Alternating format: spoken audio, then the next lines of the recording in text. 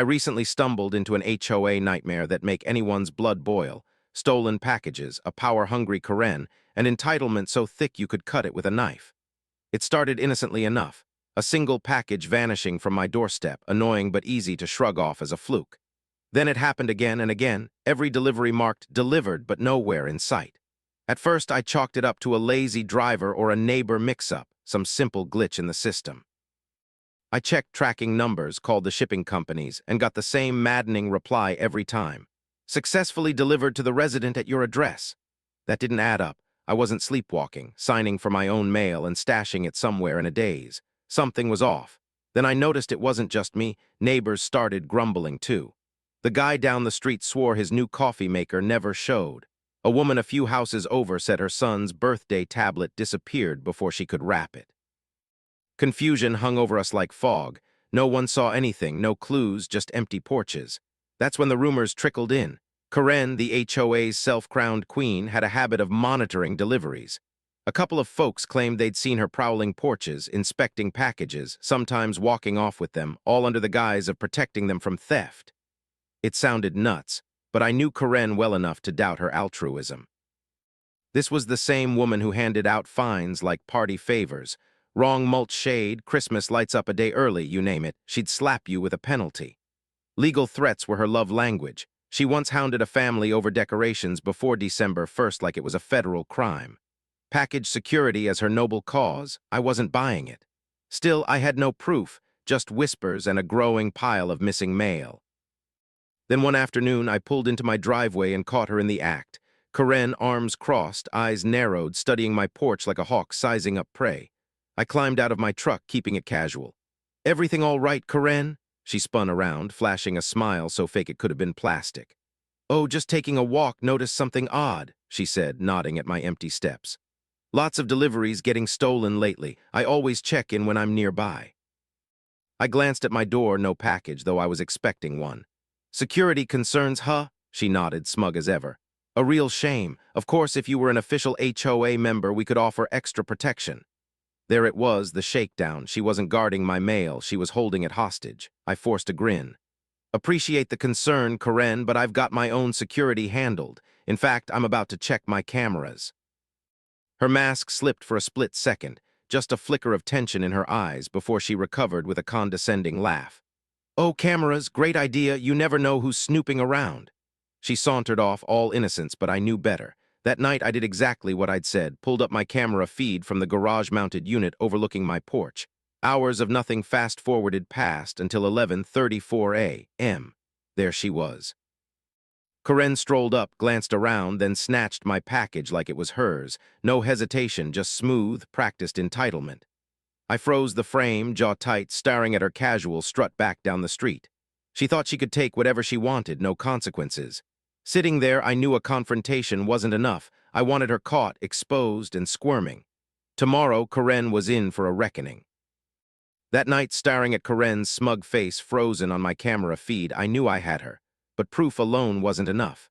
I didn't just want her caught. I wanted her to feel the sting of her own game. The next morning, I woke up with one mission: make Karen admit what she'd done, watch her squirm under the weight of her lies.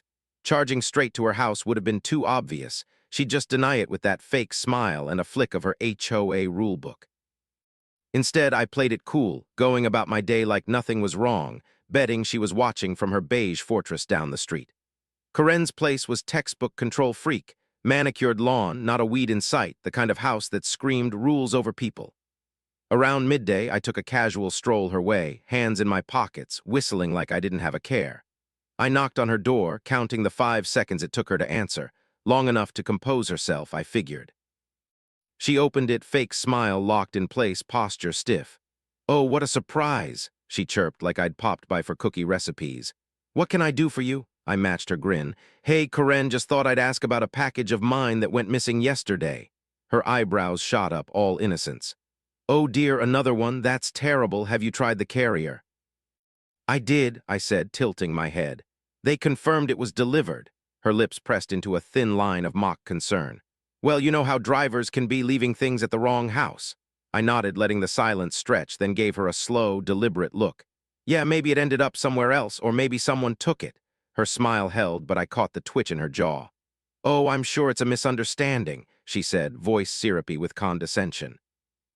"I always keep an eye out for suspicious activity. If I saw anything, I'd let you know."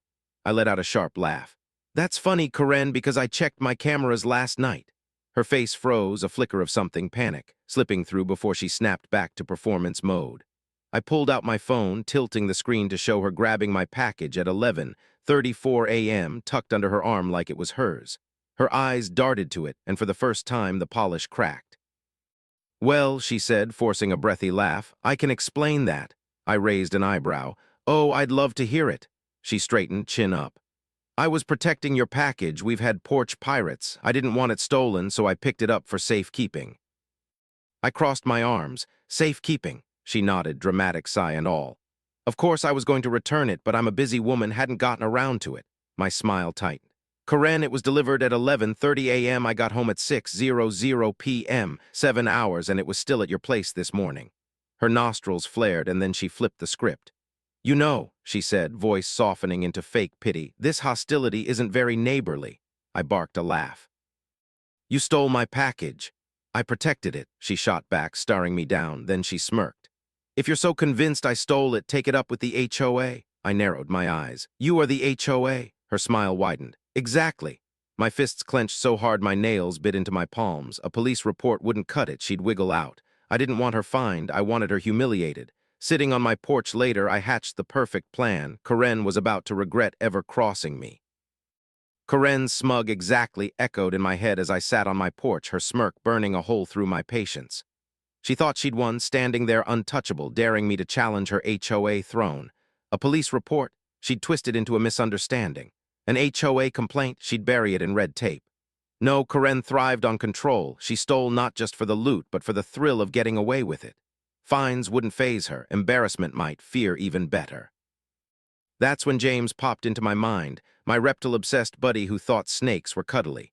He had a rat snake, harmless but feisty, perfect for what I was brewing. I called him up, voice casual. "Hey man, you still got that rat snake?" A pause, then a slow, knowing laugh. "Oh my God, what did Karen do?" I grinned. "You already know." James was in, no questions, just glee. We met that night in his dim garage where he lifted the lid on a plastic tub. There it was, a coiled rat snake, non-venomous but all attitude, coiling, striking, hissing if cornered. "She's gonna lose her mind," James said, shaking his head, grinning ear to ear. "That's the idea," I replied. We spent an hour crafting the trap. Step 1, secure the snake. James nestled it into a ventilated container with a soft cloth and heat pack, safe but ready to rumble. Step 2, the packaging. It had to be irresistible. Karen wouldn't grab a plain box without a nudge. We mocked up a fake receipt for a $2,000 luxury watch, slapped on a return address from a ritzy boutique, and sealed it with reinforced tape she'd have to slice open fully to peek inside. By the time we were done, it screamed high-end, can't miss bait. James leaned back, admiring it. "Best thing I've done all year," I smirked. "Wait till she opens it." Step 3, the setup. Next morning, I plopped the package on my porch's edge, perfectly visible from the street, then staged the scene. I futzed around the yard, picking up tools, tweaking my security camera just enough to look busy, making sure to pause by the box, glance at it, hesitate, but never grab it. It had to seem like I'd forgotten a $2,000 treasure, too juicy for Karen to resist. Then I ducked inside, shut the door, and waited, eyes glued to my living room window with a clear shot of the porch. My cameras were rolling, but I needed to see this live. For an hour, nothing. Then right around noon, there she was.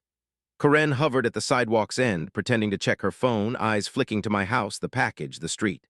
She paced once, twice, debating, then squared her shoulders, glanced around, and strolled up like she owned the place. She hit my steps, paused half a second, snatched the box, tucked it under her arm, and walked off. No hesitation, pure entitlement. I leaned back, grinning wide, but then she threw me a curveball. Instead of heading home, she turned the corner. I frowned, zooming in on my camera app. Where was she going? Then it hit me, the HOA clubhouse. I checked their site, board meeting today. She wasn't just stealing for herself. She was planning a public takedown, probably to waive my violation in front of the board, maybe claim it was contraband or fine-worthy. My grin returned, bigger than ever. In 10 minutes, Karen was about to open that box in front of everyone and get the shock of her life. She thought she'd caught me. Instead, she'd walked into her own nightmare. Karen strutted into that HOA meeting like she was about to drop the scandal of the decade, the fake $2,000 watch package clutched under her arm like a trophy. I could picture it, her rehearsing some self-righteous rant in her head, ready to plunk it on the table and spin me as the neighborhood delinquent. Lucky for me, I didn't need to crash the scene. The clubhouse's main hall had security cameras, and since Karen loved wielding HOA rules like a club, I figured it was fair to turn their own public feed against her. I logged into the HOA's live stream from my couch, leaned back, and watched the show unfold better than I'd dreamed. She marched in, head high, shoulders squared, ignoring the board. Half-asleep board members slouched at the front. She slammed the package down with a thud that jolted them awake. "Before we begin," she announced, voice thick with authority, "I have something that needs addressing." The room barely stirred. A few glances swapped. The treasurer, a balding guy who looked perpetually done, sighed heavily. "Karen, what's this about now?" he muttered, rubbing his temples. Her smile widened, smug as ever. "I have in my possession a suspicious delivery left unattended on the porch of a non-HOA-compliant resident." She let non-compliant hang, expecting gasps or outrage. Instead, she got blank stares and a yawn. One board member finally asked, "So?" Karen's eye twitched, but she pressed on. "This package could contain unapproved materials, contraband, something violating our guidelines. It's only right we investigate." She grabbed scissors from her purse, sliced the tape with a flourish, and flipped the flaps open. Her hand plunged in, brushing something warm, something alive, and then chaos erupted. Karen unleashed a scream straight out of a horror flick, high-pitched and throat-shredding, stumbling back so fast she knocked over water bottles, papers, and a stack of HOA docs. The rat snake, riled up and hissing, lunged from the box, coiling on the table like it owned the place. The board lost it. One woman leapt onto her chair, shrieking. The treasurer ducked behind the podium. The vice president bolted for the exit, nearly toppling the table. Karen hit the floor, flailing, scrambling back as if the snake were stalking her personally. I was laughing so hard tears blurred my screen, doubled over as someone yelled, "Call animal control!" Karen, hyperventilating, swatted at a board member, screeching for help while the snake, panicked as everyone else, slithered toward escape. Then came the kicker. Amid the chaos, someone shouted, "Whose package is that?" Silence dropped like a brick. Every head swiveled to Karen, still shaking, pale, gasping for air. The treasurer stood, adjusting his glasses, voice slow and pointed. "Karen, why do you have a stolen package?" The realization slammed her. She wasn't just the victim. She'd been caught red-handed, holding and opening my mail on camera in front of witnesses. Her mouth flapped like a stranded fish. I was just... She glanced at the door, but the board wasn't letting it slide. The treasurer sighed, long and weary. "We need to have a talk." I wiped my eyes, grinning. She'd walked in expecting to bury me and instead dug her own grave. Her days of terrorizing us were toast. She tried to squirm out, stammering, "I was making sure it was safe, porch theft issues." But the room turned cold. "You stole it," a board member snapped.